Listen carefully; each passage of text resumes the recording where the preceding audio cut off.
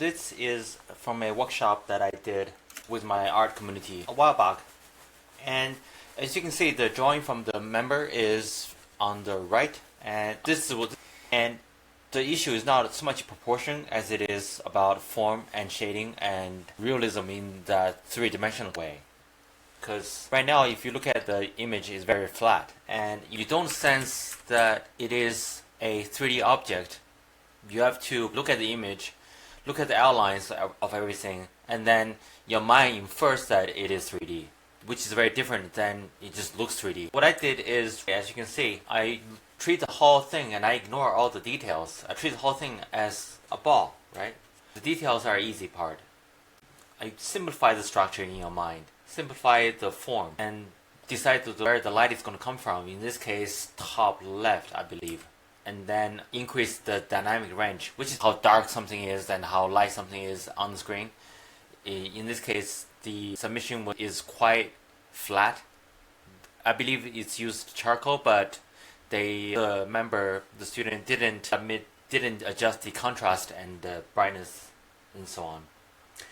I immediately just simply made the back part of the skull, which is the ball, darker, front part, and some bright parts, and it became very apparent that it's three-dimensional. And right now I'm just working on the teeth. I skipped a bunch of steps because this was live and it was 10 minutes for this particular feedback. It was 10 minutes long or longer, depends on what I was talking about. I pause and I'll talk sometimes for quite a bit when we're doing live sessions. And a lot of times this is something that you can do with whether you are doing digital art or if you are doing with real charcoal, is that I work in the midtone first and then I use eraser to get rid of the charcoal to create highlights and use charcoal and pressure to bring in the dark tones, which makes it a lot more dynamically pleasing to look at and increase that contrast, because that's what makes drawings most interesting. And as you can see now, I'm turning to full bright and I'm starting to adding the real strong highlights where the light should hit.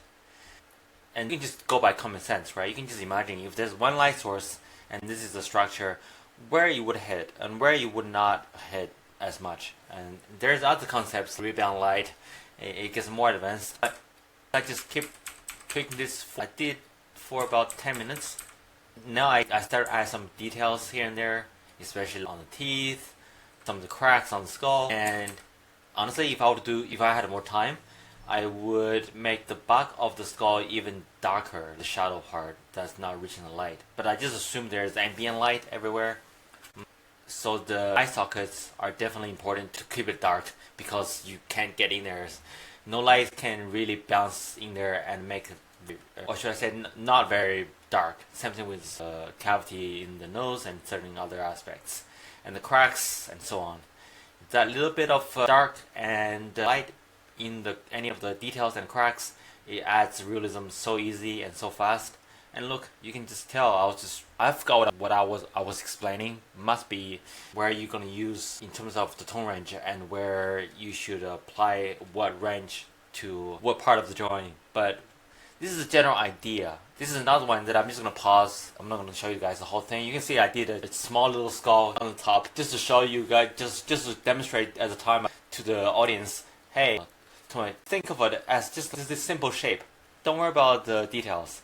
And for this particular submission, you can see that the issue is multifaceted. There is proportional issues, there's issues with shape, and there's obviously issues with both proportion and tone value.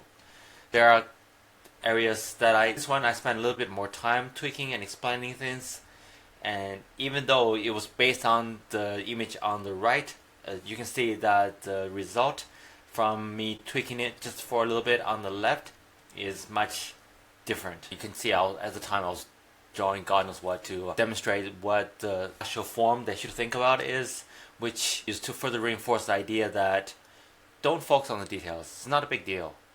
Focus on the large stuff first, and then go in and work on the details. And make sure the curvature, make sure the overall shape and everything is correct first, right? And then go in and do the little cracks, do the little things that makes the drawing, that give that final touch of realism. You can join my workshop too, not workshop, my community, and it costs less than 2 pizzas. And I do workshops all the time, like feedbacks and workshops and draw-alongs and so on. Any questions, leave in the comments, and I'll be happy to answer them. And I'll be posting a lot of these little free tips and videos here and there. Cheers, guys.